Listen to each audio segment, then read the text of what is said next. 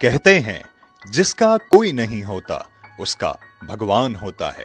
आपने भी ये कहावत सुनी होगी, पर इसके मूल रहस्य पर कम ही गौर किया होगा।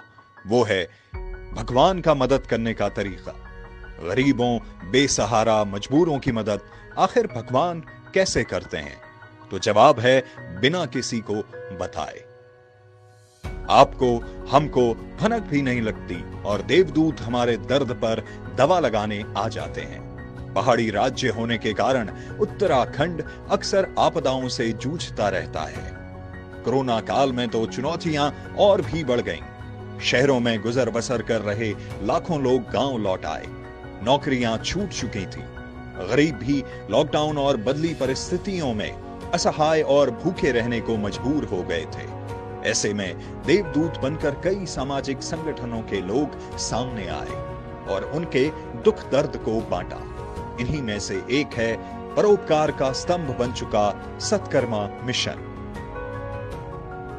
उत्तराखंड के सीमांत इलाके में रहने वाले लोग सत्कर्मा मिशन से अच्छी तरह परिचित हैं।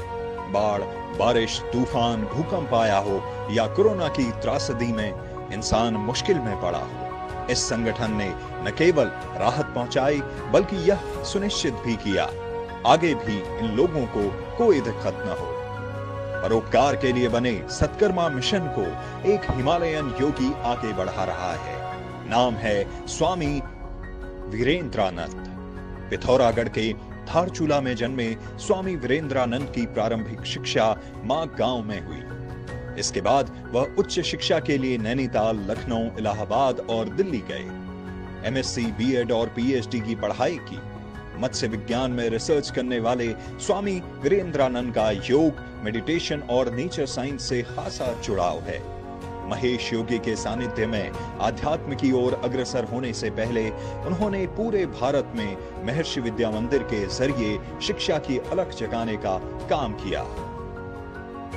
लोक सेवा आयोग की परीक्षा पास कर वह शिक्षक और प्रधानाचार्य भी बने और 11 साल तक दुर्गम क्षेत्रों में शिक्षा के प्रचार प्रसार का काम किया।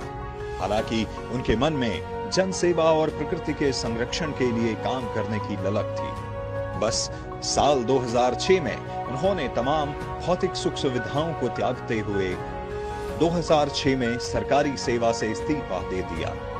वह उत्तराखंड के दुर्गम क्षेत्रों के बच्चों के लिए कुछ करना चाहते थे। उनका मानना है कि बच्चों को अच्छी अंग्रेजी मीडियम की शिक्षा और संस्कार दोनों ही दिए जाने की जरूरत है। इसी विचार के साथ उन्होंने एशियन स्कूल की नींव रखी। आज पिथौरागढ़, चंपावत और नैनीताल में सत्कर्मा मिशन के तहत चल रहे स्कूलों की संख्या 10 तक पहुंच गई है। एशियन स्कूल से निकले बच्चे आज देश विदेश में नाम कमा रहे हैं। यहां से 55 बच्चे एमबीबीएस, 240 बीटेक, 60 बच्चे बायोटेक, 22 आईआईटी और एनआईटी में पहुंचे हैं। 12 बच्चे एनडीए और सीडीएस की परीक्षा पास कर देश सेवा कर रहे हैं। आधुनिक शिक्षा के साथ ही हिमालय और पर्यावरण का संरक्षण स्वामी वीरेंद्रानंद के लिए सर्वोपरि रहा है। यह उनका प्रकृति प्रेम ही है कि सत्कर्मा मिशन के जरिए उन्होंने साल 2006 में 1 घंटे में ही 1.25 लाख पौधे लगाने का कीर्तिमान बनाया। 1.5 दशक से चला आ रहा यह अभियान कोरोना काल में भी जारी रहा, जहां 2 घंटे में 1.5 लाख पौधे लगाने का रिकॉर्ड स्थापित किया गया।